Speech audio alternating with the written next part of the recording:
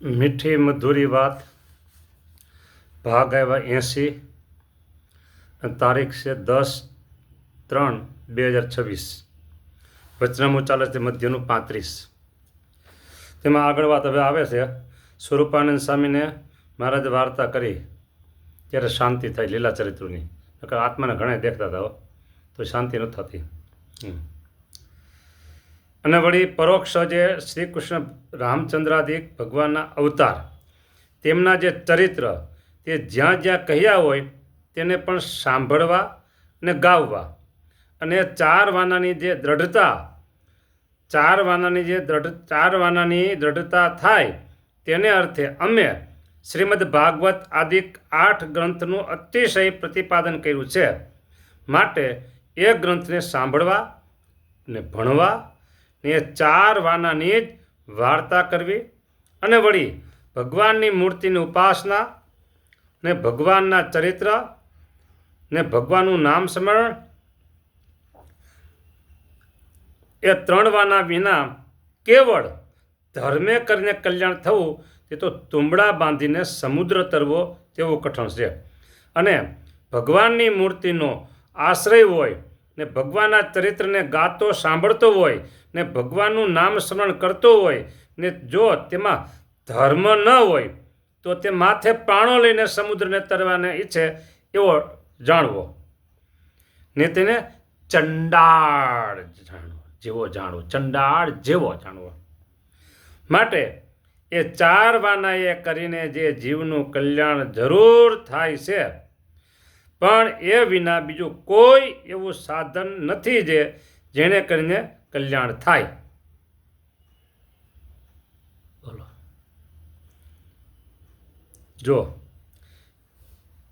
પરોક્ષ શ્રી કૃષ્ણ રામચંદ્રાદિક ભગવાનના અવતાર તેમના જે ચરિત્ર ગાવવા સ્વામિનારાયણ ભગવાન બોલ્યા છે. મધ્યના 58માં સ્વામિનારાયણ ભગવાન બોલ્યા છે કે પોતાના સંપ્રદાયના ગ્રંથે કરીને પોતાને સંપ્રદાયની પુષ્ટિ થાય. આપણે એ વાક્યને પહેલાં લેવાનું. એ બળવાન વાક્ય. બરાબર. જે ચાલશે સત્સંગમાં ગુણભાવવાળા હોય તો એને માટે આ બધી વાત બરાબર છે. પણ તમે સ્વામિનારાયણ ભગવાનને જાણો છો કે આ સર્વોપરી છે, અવતારો એના અવતારી છે, અને તમારા હૃદયમાં સત્સંગની ખૂબ પુષ્ટિ કરવી હોય તો પછી તમારે સ્વામિનારાયણ ભગવાનના જે લીલા ચરિત્રો બેસ્ટ છે. ઓને આપણે ના નથી પાડતા. રામકૃષ્ણાદિક અવતારોના ચરિત્રો છે અને શ્રીમદ ભાગવત 8 શાસ્ત્ર છે કીધા છે, એનો આપણે ઇનકાર કરતા નથી. પણ આપણે જો પુષ્ટિ કરવી હોય તો આ વાક્ય આપણા માટે મધ્યનું 58 આપણા માટે બેસ્ટ છે. આ બીજા ભક્ત માટે મહારાજે કીધું છે એમ સમજી લેવાનું. બસ એક એ વાત કીધી.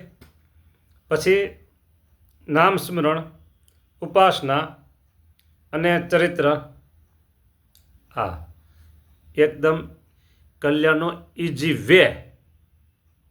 પણ પછી મહારાજે એમ કીધું એ હોય અને જો એમાં ધર્મ ન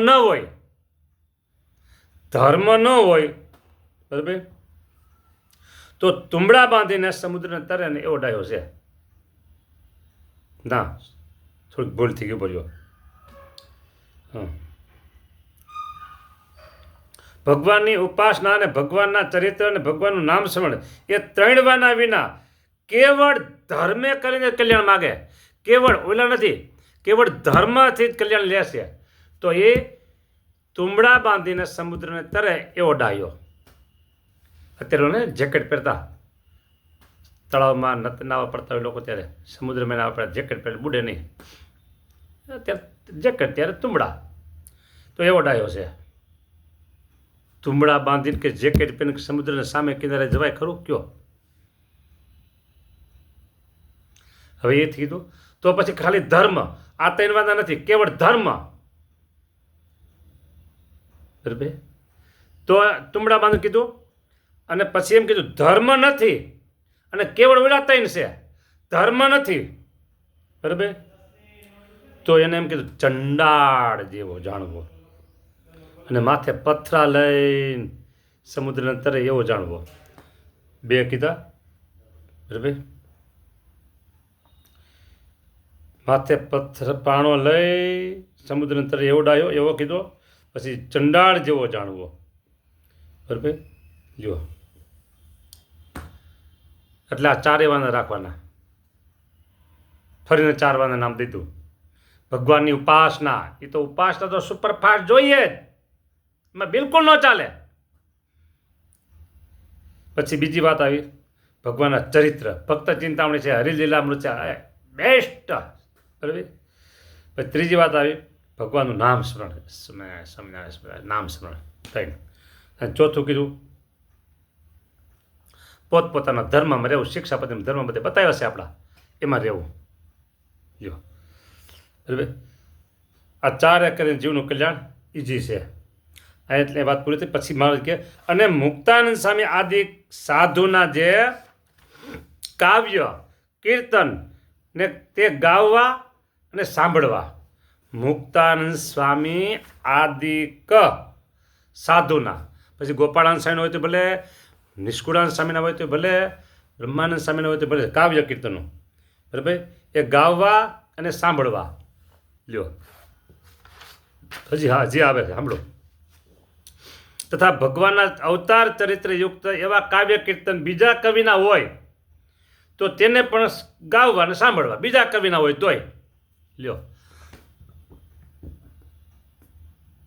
પણ બેની ના પાડી, કબીર અને અખા, એની ના પાડી.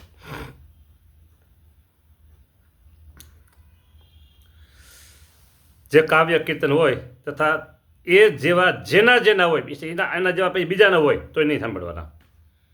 હા, ગાવાય નહીં, સાંભળવાય નહીં. હા, નિરાકાર હોય, મૂર્તિ પૂજાનું ખંડન હોય, નિરાકાર હોય, એટલે જવા દો.